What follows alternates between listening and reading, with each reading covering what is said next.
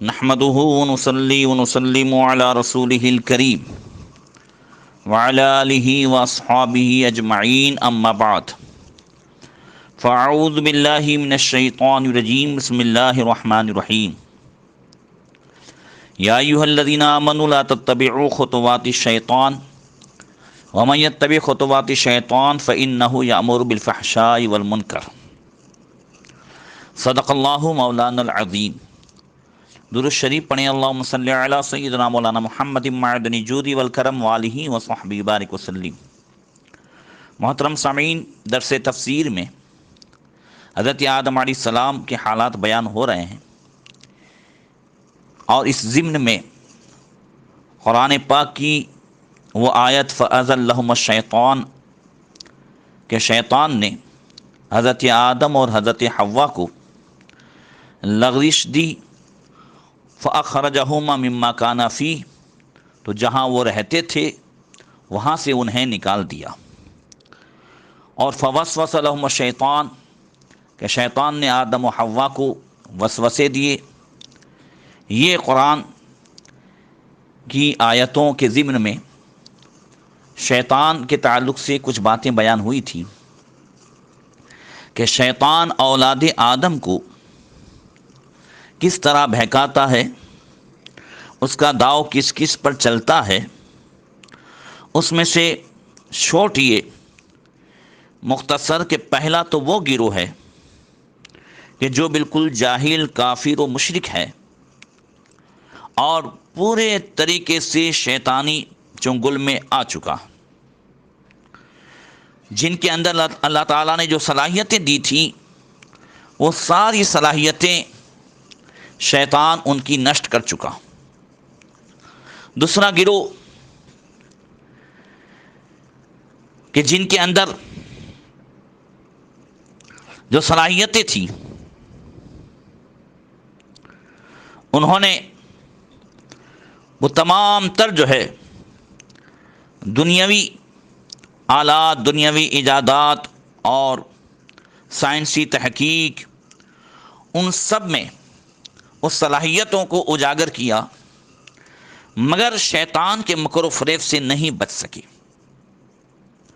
اور اس کا ایسا ہتھ کنڈا بن گئے کہ وہی ایجادات، وہی سائنسی تحقیق یہ ان کے لیے گمراہیت کا جال بن گئی۔ تیسرا گروہ وہ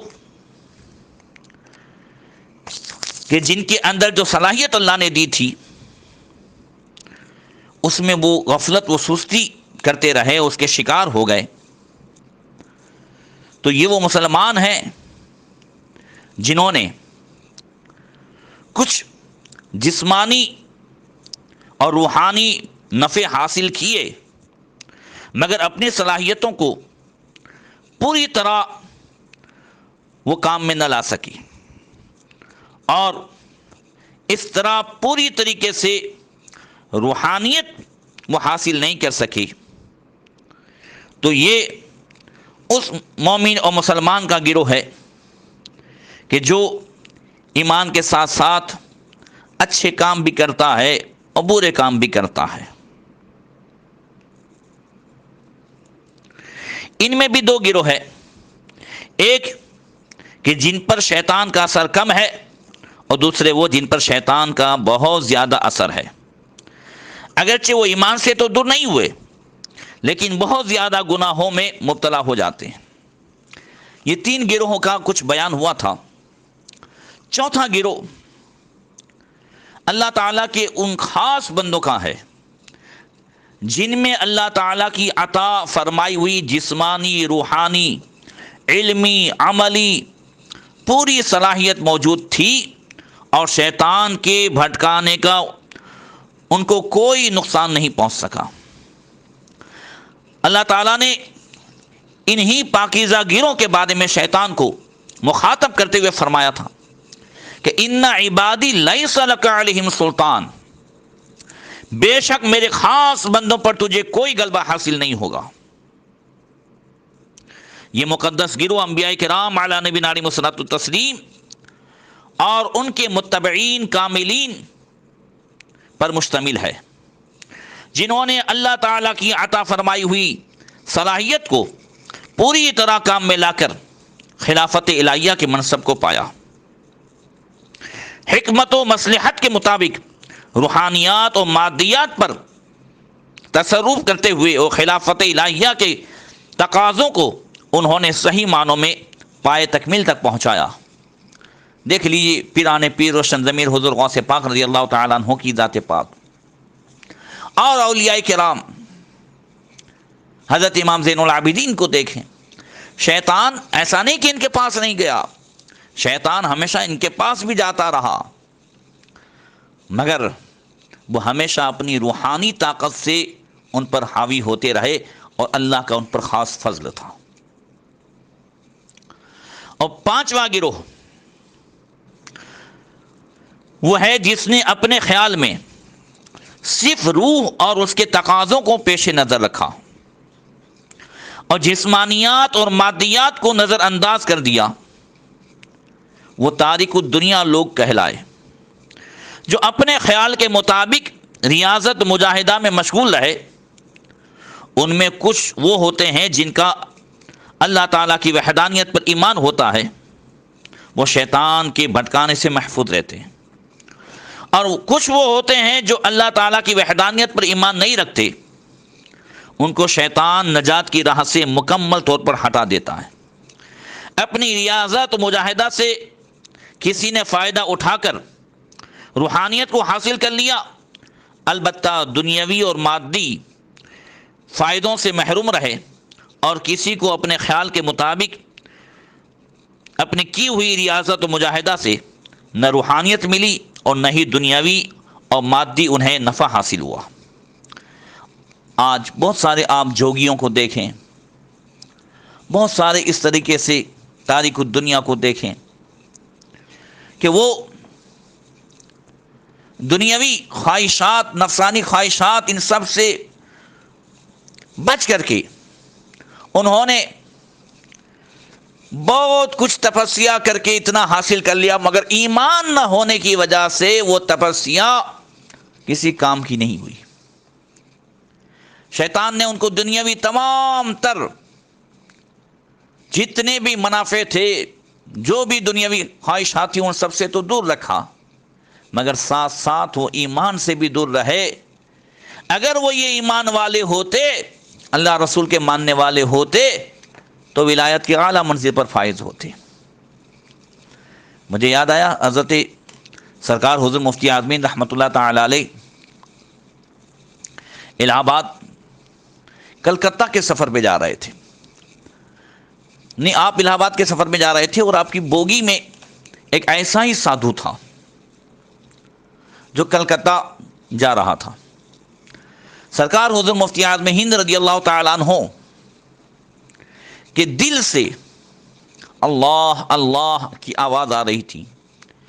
بغل میں رہنے والے، رات میں دن ساتھ رہنے والے آپ کے خدام کو آواز نہیں آ رہی تھی، مگر وہ جوگی، وہ سادھو جو ہے، وہ تپسیا کر کے اتنا ماہر ہو چکا تھا کہ وہ ادھر کان لگاتا ہے، ادھر کان لگاتا ہے اس ٹرین کی بوگی میں کہ آواز کہاں سے آتی ہے، اور پھر اوپر سے اتر کر کے حضور مفتی اعظم ہند کے برابر بیٹھ جاتا ہے اور سینے کی طرف کہہ کر کے کہتا ہے کہ یہ آواز جو آتی ہے وہ مجھے بھی دے دیجیے۔ تو حضور مفتی اعظم نے فرمایا کلمہ پڑھ لے، اگر تو کلمہ پڑھ لے گا تو یہ تجھے بھی جو ہے مل جائے گی۔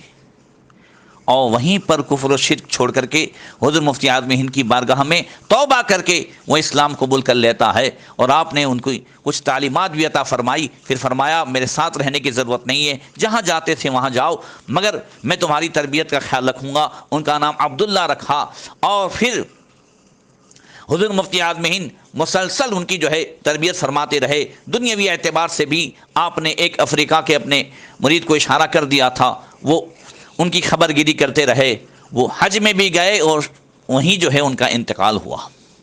تو کہنا یہ ہے کہ ایسے لوگ کہ جو دنیاوی خواہشات اور نفسانیت سے بچ کر کے وہ کچھ چیزیں حاصل تو کر لیتے ہیں، ان کے پاس وہ طاقت تو آ جاتی ہے، مگر ایمان نہ ہونے کی وجہ سے وہ اس کی چمک سے، اس کی روشنی سے محروم ہوتے ہیں۔ اور جب ایمان کی روشنی مل جاتی ہے تو پھر ان کی ساری کوششیں جو دنیاوی خواہشات چھوڑنے پر تھی اس میں وہ کامیاب ہو جاتے ہیں۔ اللہ تعالی شیطان کے مکر و فریب کو بیان کرتے ہوئے ایمان والوں کو متنبہ فرماتا ہے۔ 18ویں پارے میں سورہ نور میں اللہ ارشاد فرماتا ہے، یا ایھا الذین آمنوا لا تتبعوا خطوات الشیطان ومن یتبع خطوات الشیطان فإنہ یأمر بالفحشاء والمنکر۔ اے ایمان والو،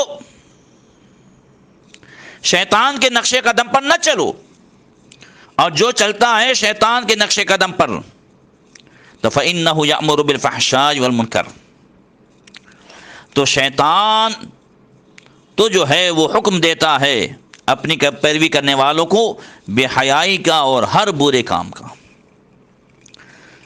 تو اللہ تبارک و تعالی نے ہم سب کو آگاہ فرمایا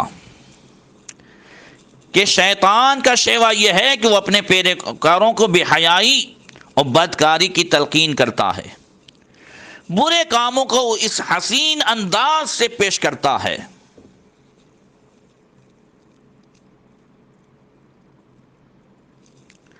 کہ آدمی سمجھتا ہے کہ بس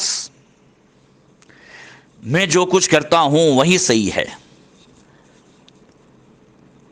ساری عزتیں، ساری مسرتیں انہی برے کاموں میں سمٹ کر رہ گئی ہے، آدمی یہی سمجھتا ہے۔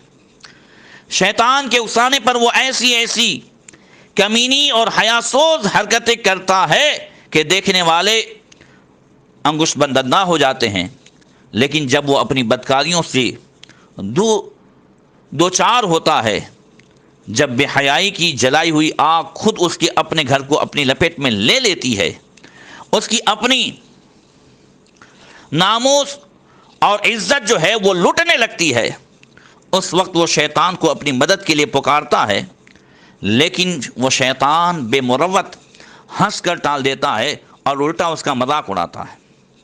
اس لیے اللہ تعالیٰ نے مومنین کو ارشاد فرمایا، ایمان والو شیطان کے نقش قدم پر نہ چلو، اور جو اس کے نقش قدم پر چلتا ہے تو وہ اسے ہر بے حیائی و برے کام کا حکم دیتا ہے۔ دیکھیں کہ ڈی جے باجے اور ناچ گان اور بے حیائی کے ساتھ ناچتے ناچتے شادی کرنے کو شیطان نے سماج میں ناک اور عزت کا نام نہیں دیا۔ آج جو لوگ اگر کسی اللہ والے یا کسی نیک آدمی کی بات سن کر کے یہ جواب نہیں دیتے کہ اگر ہم یہ سب نہیں کریں گے تو سماج میں ہمارا ناک کیا رہے گا، ہماری عزت کیا رہے گی، حالانکہ اس طرح وہ اپنی دنیا و آخرت دونوں برباد کرتے ہیں۔ آج لاک ڈاؤن کے ماحول میں کیا بغیر ڈی جے باجے کے شادیاں نہیں ہوتی ہیں؟ اس طرح یہ تو ایک ایگزامپل ہے، اس طرح آپ سینکڑوں دیکھ لیں کہ بے حیائی اور برائی ان سب کو جو ہے شیطان عزت اور اس کی جو ہے سربلندی کے نام سے پیش کرتا ہے۔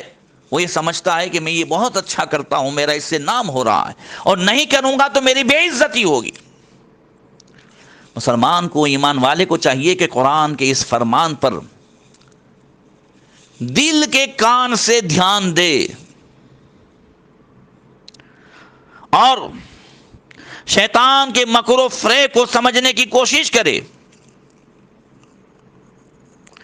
اللہ تعالیٰ نے شیطان کے اس مکر و فریب کو قرآن پاک میں ایک دوسری جگہ واضح فرمایا۔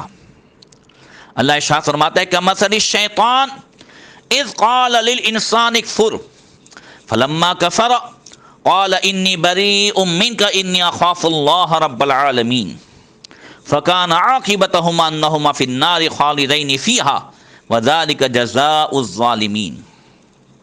اللہ تعالیٰ نے یہاں 28ویں پارے میں سورہ حشر میں منافقین اور یہود کی مثال شیطان کے کرتوت سے دی ہے کہ منافقین یہود کی مثال شیطان کی سی ہے، جو پہلے انسان کو کہتا ہے، شیطان کیا کہتا ہے؟ اکفر، انکار کر دے، کفر کر۔ فلما کفر، جب وہ انکار کر دیتا ہے، کفر کرتا ہے، تو شیطان کہتا ہے انی بریء منک، میرا تجھ سے کوئی واسطہ نہیں، انی اخاف اللہ رب العالمین، میں تو اللہ رب العالمین سے ڈرتا ہوں۔ اللہ فرماتا فکان عاقبتہما انہما فی النار خالدین فیہا، پھر ان دونوں شیطان اور اس کے چیلے کا انجام یہ ہوگا کہ دونوں آگ میں ڈالے جائیں گے، اس میں ہمیشہ جلتے رہیں گے، اور یہی ظالموں کی سزا ہے۔ تو اس آیت کریمہ میں اللہ تعالیٰ نے یہود و منافقین کی ایک مثال پیش فرمائی کہ جس طرح منافقین نے یہودیوں کو بے یار و مددگار چھوڑ دیا تھا، اسی طرح شیطان انسان کے ساتھ پہلے اپنی دوستی کا اظہار کرتا ہے اور ان کے سامنے برے اعمال ایسے خوبصورت اور پرکشش انداز میں پیش کرتا ہے کہ انسان کا دل ان کی طرف کھینچا چلا جاتا ہے اور وہ اپنے انجام سے بے خبر ہو کر اس کام کو کر بیٹھتا ہے، اور جب وہ ان کے برے انجام سے دوچار ہوتا ہے اور گمراہ ہو جاتا ہے تو شیطان اس سے برات کا اظہار کرتے ہوئے الگ تھلگ ہو جاتا ہے اور اس کے ساتھ طنز کرتے ہوئے اسے کہتا ہے میں تو رب العالمین کے عذاب سے ڈرتا ہوں، اس لیے میں تم سے برات کا اظہار کرتا ہوں۔ اللہ اکبر۔ قاضی ثناء اللہ پانی پتی نے اپنی تفسیر مظہری میں ایک واقعہ نقل کیا ہے کہ بنی اسرائیل میں، آپ دیکھیں کہ اس واقعے سے ہمیں اس آیت کریمہ کے مفہوم کو بھی سمجھنا آسان ہوگا، ہم شیطان کی چال کو بھی سمجھ جائیں گے۔ بنی اسرائیل میں ایک زاہد متقی راہب تھا جس کا نام برسیسا تھا۔ وہ دن رات اپنی عبادت گاہ میں اللہ تعالیٰ کی عبادت میں مصروف رہتا تھا، اور وہ مستجاب الدعوات بھی تھا۔ لوگ اپنے مریض لے کر اس کے پاس حاضر ہوتے تھے، وہ ان کی صحت کے لیے دعا کر دیتا تو لوگ صحت یاب ہو جاتے۔ برسیسا کا اللہ تعالیٰ کی عبادت میں مصروف رہنا اور لوگوں کو نفع پہنچانا شیطان لعین کو بالکل نہیں بھاتا تھا۔ وہ بہت پریشان تھا اور حسد کی آگ میں جلتا رہتا تھا۔ اس نے برسیسا کو بارہا گمراہ کرنے کی کوشش کی، لیکن وہ اپنے اس برے ارادے میں کامیاب نہیں ہو سکا۔ اسی رنج و الم میں ایک دن اس نے چیخنا شروع کر دیا اور اپنی ذریت کو پکارنے لگا، تو وہ تمام کے تمام فوراً اس کے ارد گرد جمع ہو گئے اور اس سے پوچھنے لگے ہمارے سردار تمہیں کس نے تکلیف پہنچائی ہے؟ اگر کسی نے تیری طرف میلی آنکھ سے دیکھا ہے تو ہم اس کی آنکھ پھوڑ دیتے ہیں، اور اگر کسی نے تمہاری طرف تمہیں اذیت پہنچانے کی غرض سے ہاتھ بڑھایا ہے تو ہم اس کے ہاتھ کو توڑ دیتے ہیں، اور اگر کسی نے چل کر تمہیں تکلیف پہنچائی ہے تو ہم اس کی ٹانگیں چور چور کر دیتے ہیں۔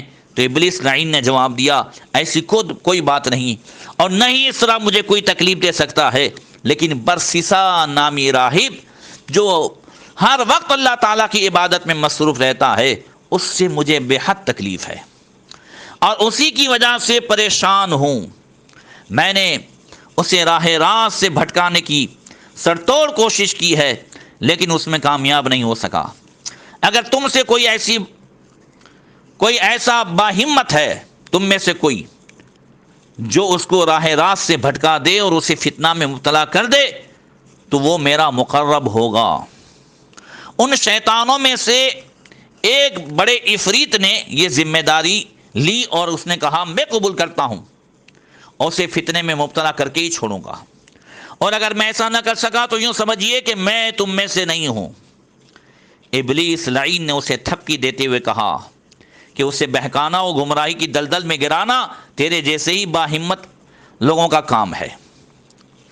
وہ ابلیس سے رخصتی لے کر اپنے اس برے ارادے کو پورا کرنے کے لیے اٹھ کھڑا ہوا اور بنی اسرائیل کے بادشاہوں میں سے ایک بادشاہ کے گھر گیا۔